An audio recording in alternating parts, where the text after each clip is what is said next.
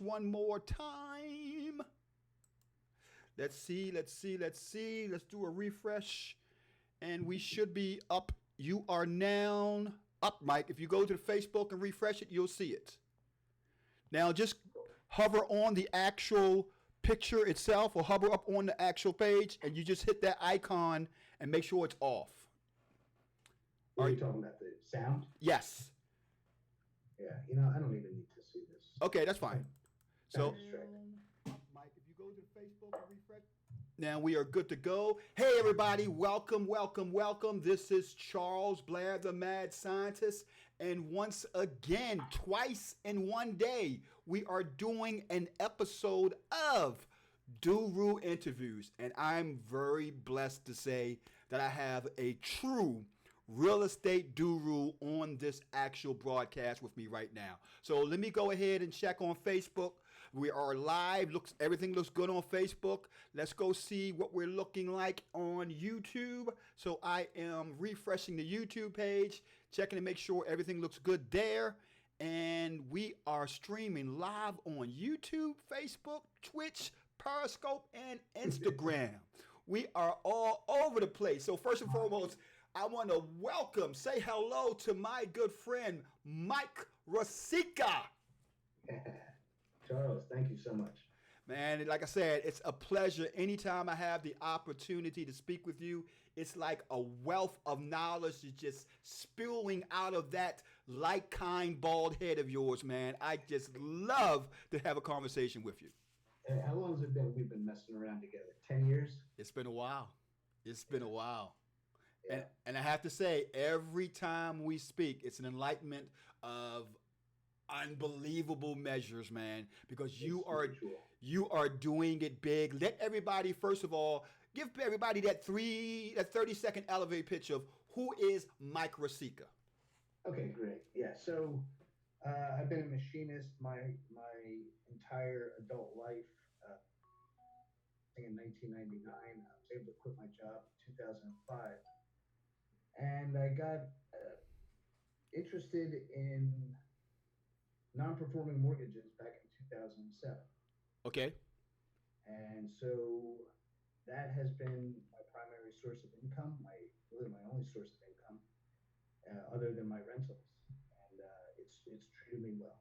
So basically, you've been in the business from 2005 to 2019. You're talking about 14 years now. Yeah, 2007 was the note business. 2005, I quit my job and I was going to be a real estate everything, rehabber, flipper, wholesaler.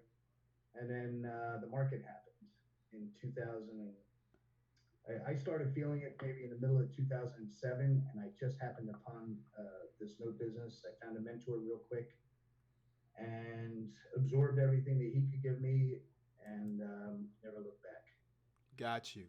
Give me a sense of, Mike, what does a day in the life of a note conference guy look like from sun up to sundown? What does that day look like? Yeah, well, my wife would laugh at that, but I get up, I put a suit on, I go outside and jump in the pool. That's a swimsuit, right? No, what we do is we work the note business. I broker notes out to people. I make a profit every time I broker a note out. I might make $1,000, $2,000, $5,000. That's just for one folder. One folder that transfers from the bank through me to my end buyer. Could be a guy like you who's a seasoned real estate investor, or I sell notes out to people that are very new to the business, and then I help them work them out. Okay. I also work on my own portfolio. I've built up my portfolio over the years using my brokering cash to buy assets all over the country. We're nationwide. I started buying real estate and I thought I had to stay in my own backyard. I found out about this note business and it brought me nationwide, which is amazing. So I just bought a note in Indiana yesterday. We're buying California, Vegas, it doesn't matter, Florida, a ton of them in Florida. So that's essentially it. When I say I'm working the notes, what I'm doing is It's a very simple process. I do my due diligence on the purchase. I know what I'm buying. I have a really good idea of how much profit I can expect on the backside of this from the due diligence that I do up front prior to purchase. And then the collateral file comes in.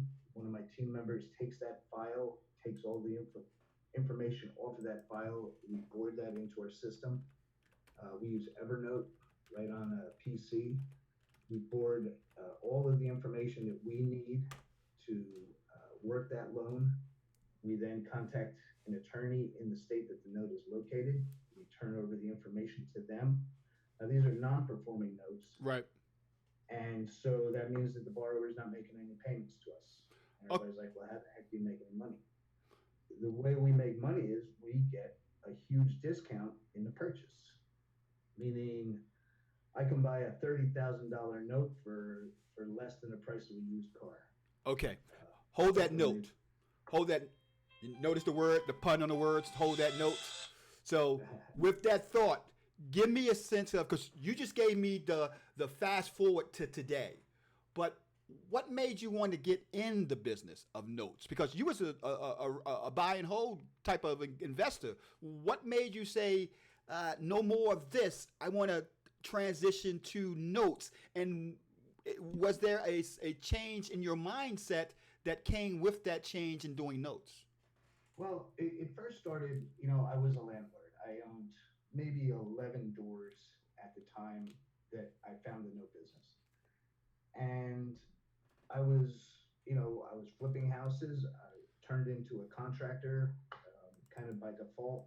I took my machining expertise and moved it over into cutting wood instead of metal. And there was a lot of moving parts when I was in the real estate, hard asset business. And when I found the note business, I'm like, you know what? I could use my landlording skills, meaning negotiating with people that can't afford to rent their house. I can use my negotiation skills to actually work out a deal with the homeowner. I'm dealing with homeowners now. I'm not dealing with tenants. Right. A homeowner has a lot more skin in the game than a tenant does. A tenant doesn't really care about the property. A homeowner does. And so I saw the amount of discount that we could buy these things at. I've got a secured mortgage on a piece of property somewhere in the country. It's secured. It's not unsecured. It's not like credit cards where there's no skin in the game. These people have been living in their house for 2, 5, 10 years. They want to continue living there. Right. But something happened and they fell off track and they just can't afford the mortgage anymore. So I was able to make the transition from negotiating as a landlord, dealing with somebody who their car broke down and the money went to go fix their transmission instead of coming to me for the rent. Well, there's a negotiation process there that I was familiar with. And I am a sympathetic person. I can deal with people's problems and issues. And so that's what I started doing. And I found it an easier transition because now I'm not swinging a hammer. Mm-hmm. Now I'm not physically have to be anywhere. I can do this business from a laptop and a cell phone. And we were doing business on a cruise ship last week or 2 weeks ago. And it's fun. All I need is an internet connection. So that was the convincing driving force for me to get into the note business. Okay, so I know that you work with a lot of students as well, bringing them along in the business, also partnering with them on deals. What is it like helping others realize their dreams by finding a pathway to success? Oh man, nothing gives me more joy. I get a call.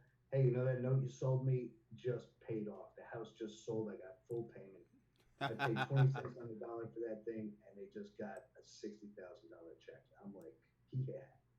I mean, that just floats my boat. I've been doing that for about 9 years now, and when you help somebody make money, you make a lot of friends. Of course. No. I got some really good friends nationwide, worldwide actually. I got a fellow down in Brazil who's in the business. and I get a lot of invitations to travel and hang out and stay at people's places. And that alone, I mean, I'm a shy guy stuck in a machine shop in the back of a factory, getting all greasy, having to go through the back door to get into the place. They wouldn't even let me cut through the front door to go talk to the secretaries or anything. And now here I am hanging out with attorneys and doctors and dentists and lawyers and just rich people that are killing it in this business. And it's so rewarding to really get out of a machine shop. I started holding conference calls on my own, just like what you do, and having I hired you a long time ago to help me with my marketing because I knew that if I'm this passionate about the note business, there must be other people that want to learn this business as well. Right. I felt I had a good enough handle on it where I could lead somebody down the path, and that's just exactly what I did. So give me a sense, Mike, of and because the title speaks for itself, investing in notes from 1 to 600 deals. 600 deals, man. What does that look like for someone who say, wow, I can't even do one deal? Where do one begin to get to 600 deals? Well, like I said, it really is the cost of getting into a deal at a price point of a used car. Now, everybody has purchased a used car. Everybody knows what it's like to cough up 10 grand or something. And your first deal is at that price point of less than $10,000 or $20,000. So in my mind, everybody can get their hands on $10,000 if they try hard enough. That's where I was when I got out of the machine shop and into this business. I had a couple of I had a 401k that I was no longer using because I had quit my job, and so I had a little bit of capital to roll over into a self-directed IRA, and then start buying deals. And that's how I discovered brokering.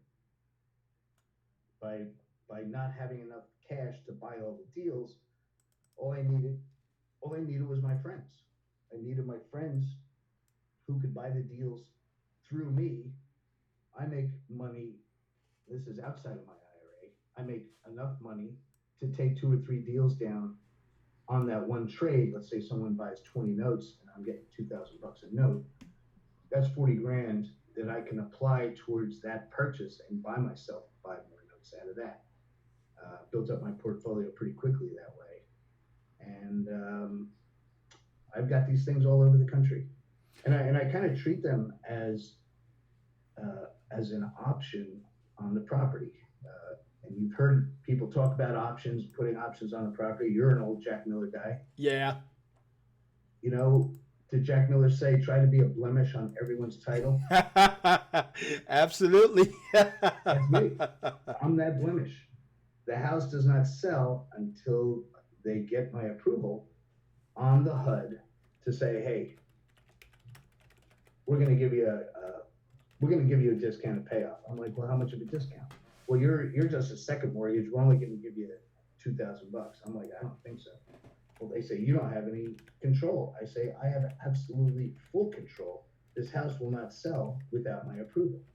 So give me $28,000. We don't have $28,000. Well, short the first, meaning give them a short payoff. Short the realtors, give them they're only going to get 1% or 2% each on the sell and the buy side.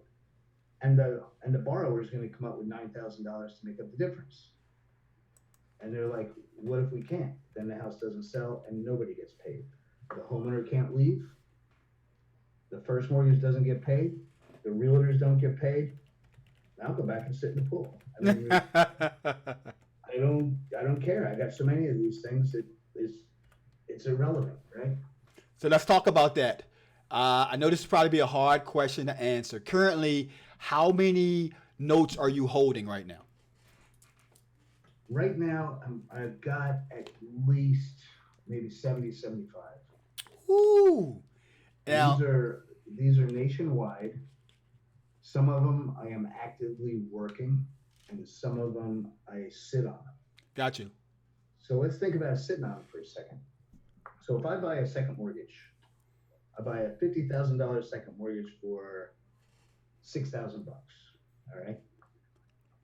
That $50,000 mortgage, as I don't pay that mortgage, as I don't work that mortgage every month, the first mortgage in front of me is getting paid every month by the borrower. Okay. What does that concern me? Well, it concerns me. I want to make sure that they are continuing to pay, because that's how we buy them, where the borrower is paying the first mortgage, but they're not paying the second mortgage. Got you. Every time that guy makes a payment to his first mortgage, what happens? Mm-hmm. He pays down his principal. Exactly. By, let's say, $600. Right. So at the end of the year, I've got $7,200 worth of equity protecting my position higher than it was the year before. So there's not many investments that you can buy and sit on and actually make money. Now, that $50,000 mortgage came with an interest rate when it was written. Let's say it's 7%. Okay. So $50,000 at 7% is $350 a month.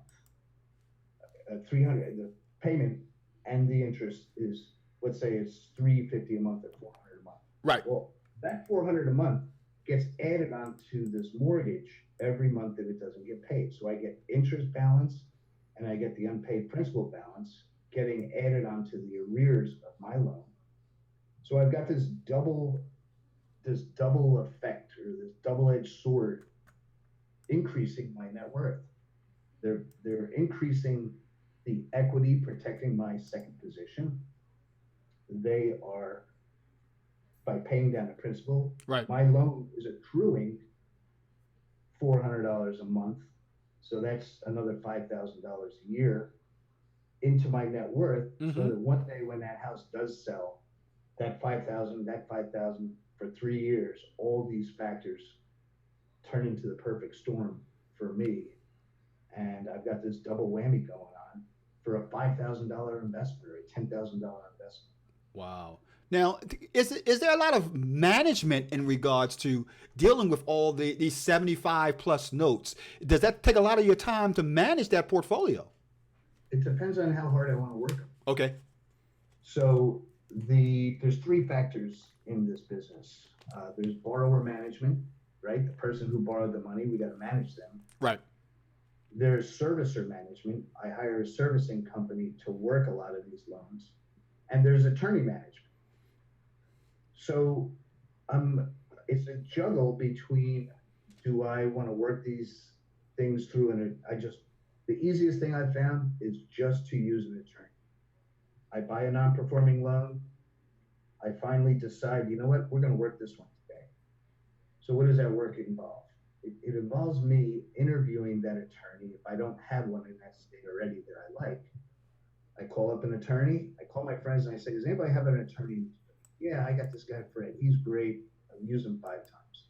I call up Fred. I interview him. I want to see if this is a guy that I actually really want to work with. Fred says, yeah, send over the documents to get this thing rolling for you. So now there's certain documents that I have to prove ownership.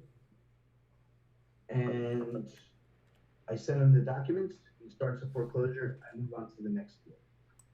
And every once in a while, Fred's going to send me an invoice. And I have to look that invoice over to make sure that they're billing me for the right stuff. Sometimes they don't.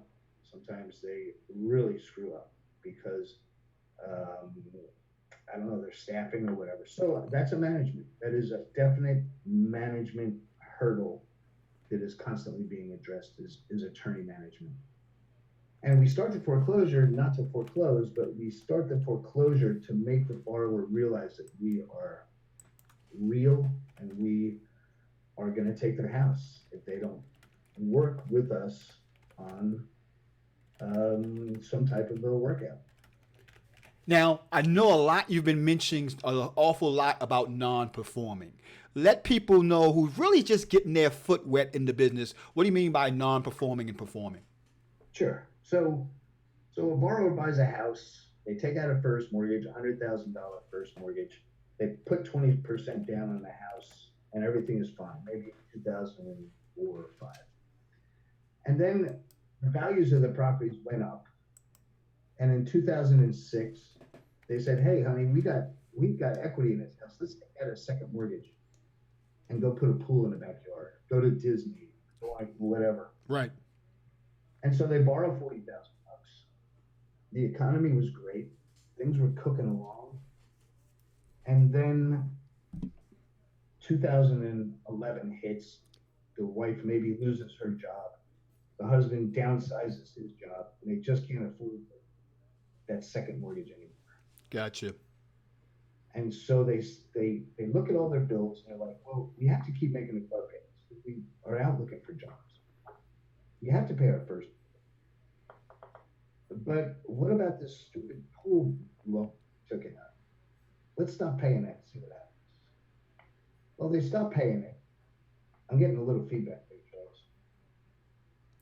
I'm not sure where it's coming from because it's all clear on my side. Okay, cool. Let me just turn something. Hey, everybody out there listening in, this is a good time to ask you guys how the sound coming through. John, what do we sound like, my friend? Julie, welcome to the broadcast. Your wife is on the broadcast, my man. Rosetta, welcome to the broadcast. Chris, welcome to the broadcast. Fernando, David, welcome to the broadcast. Tavis, if you guys can hear us loud and clear, heart it up, like it up. Let me know if you guys what the sound sounds like, because we want to make sure we're giving you guys some good information that you can hear and that everything is going good. Thank you, guys. Cool. Okay, so they stop paying that second mortgage, and it's too small of a mortgage for Wells Fargo to foreclose on. And so nothing happens. And for 3 years, they're like, boy, I can't believe Wells Fargo is not doing anything. I guess we don't have to pay our second mortgage anymore. And then I come along, and Wells Fargo sends me the tape, and they show us 3,000 loans, and we pick out the ones that we buy. We buy them, and now we're not Wells Fargo. We're not billionaires, trillionaires. We look at a $40,000 loan as going, that's a lot of money. Yeah. So they sell it to us for, I don't know, $5,000 or $10,000, and now we work this thing actively. And the foreclosure is just to wake them up and get them to realize, hey, this is not good. This is a potential thing that we're going to lose our house here. We need to come up with a plan. And then they talk to the attorney. The attorney does the negotiations for us, and we start getting checks. So one of my mentors used to tell me that owning properties was like, or should I say owning rentals was like putting out 100 cabs out on the street, all bringing in X amount of dollars per month. Is that a good analogy for what you're doing as far as being on the passive end of the business and just having all these notes and they're just generating money for you each and every month that you can sit back without having to deal with tenants, without having to deal with toilets, without having to deal with evictions? Well, it sure works for the banks, right? Right. I mean, the banks are doing it. They got the tallest buildings in town. They are not over there knocking on a door looking for money. They are not fixing roofs or toilets or anything like that. They are a silent partner. Gotcha. When I was buying my rentals, I was using conventional financing. They were my silent partner. I found the deal. I worked it. I bring the tenants in. I do all of that hard work, and they just sit there and collect my mortgage payment every month. That's it. You keep on mentioning the fact that your entry point was less than the cost of a used car. You even talked about how you purchased some notes for little as $5,000. What kind of return are you getting on these $5,000, $10,000, $15,000 notes that people should be aware of, that forget about the rehabbing, forget about the wholesaling. This is where you want to be. When you learn that you're in business and you are working these assets correctly, or you're sitting on them correctly, you have the potential to get the full face value of the loan. So if you're buying at 20 cents on the dollar and you are owed $50,000, there's a lot of upside potential, and there's a lot of room to screw up, and there's a lot of room that you can give the borrower to make them happy. Like the loans that we have performing, some of them, not all of them, but most of them are very happy that we ended up with their loan. Gotcha. Because I'm lowering the monthly payment, I'm lowering the interest rate, I'm lowering the unpaid principal balance. In some cases, I can afford to do that because I bought it at such a discount. And boy, I'm a nice guy, right? You must get a lot of Christmas cards each year. it's funny because we had one borrower who's actually paid us off now. She was a grandmother in Cleveland, and every November we get a card saying, "Thank you so much. Can we just give you a installment payment for the month of December? I want to get my grandkids some nice gifts." And I always call her back. Her name was Geraldine, and I say, her last name, I say, "Listen, forget about the interest payment. We're just going to eat that monthly payment for December." Because we were so cheap, and she wanted to get her grandkids really nice, so she took that second mortgage. She owed us, we owned both mortgages on that one. We owned the first and the second. And we told her we're going to eat that monthly payment for December. And she had, I don't know, $700-800 extra to make a rockin' Christmas for her grandkids. Nice, man. I know that's a fantastic feeling, isn't it? I said, I know that's a great feeling, isn't it? It's everything. It's so rewarding. This is a true win-win-win situation. Now think about other real estate deals. Usually someone has to take a hit for you to make money. But the banks own these loans. They made these loans. They didn't do their research correctly. The loan goes into delinquency, it goes bad. And they now have the ability to write these loans off of their books, meaning they're taking, I don't know, is it government subsidies or tax write-offs or whatever. But by the time we end up buying that loan, now this was Wells Fargo telling us. By the time we decide to sell these loans, we've got them down to a value of zero. So your money, you buy these loans from us, shows up as black ink, bottom line, sheer profit on our books. Nice. So the borrower wins, the bank wins because they've written these things down to zero, and we win as note investors because we're going to profit whatever we decide we want profit-wise. So how does one get in this business? If you was to say, well, because we got a boatload of people on this broadcast right now, what would you tell these individuals who want to get in the note investing business, how to go about it? Well, you can, I'm still getting that feedback. You can email me, Mike, at NoteConference, NOTE, the word conference, CONFERENCE.com. Or you can go to noteconference.com, put your name and email address in there. That will put you into my newsletter. And it'll give you 7 videos where I explain in much more detail. We've only got a half hour here, you know. Right. Much more detail in the 7 videos. And take it from there. Give that address again one more time. Yeah, it's Note Conference, NOTE conference.com.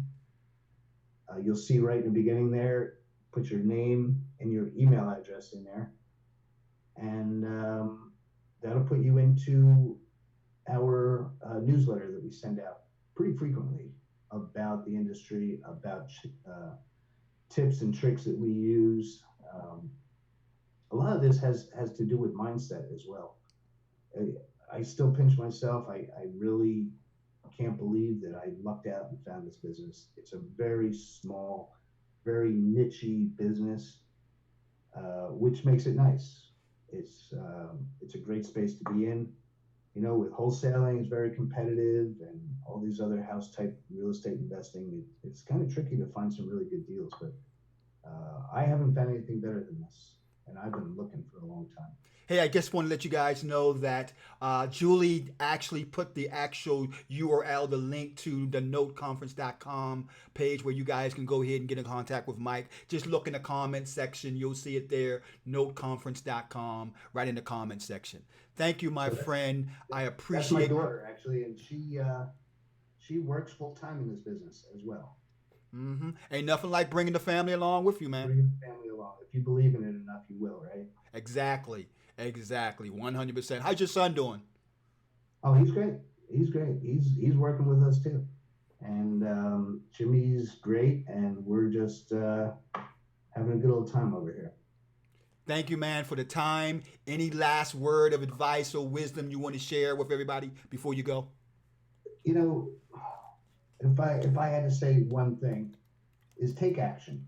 Whether it's with me or with you, Charles. I know you've got a lot going on, but for some reason, people just don't take action. There's a lot of looking, but there's not a lot of like moving forward. And life is short, and if you got to go out and do things if you want different results. That's all. Thank you, man. I couldn't have said it better myself. Take care, everybody. This is Charles Blair, the Mad Scientist, signing out from another episode of Duru Interviews. Remember, it's 100% all content, no BS, no fluff, no gurus allowed, and we'll see you on the next broadcast. Thank you, guys. Bye-bye. You're the man, Charles.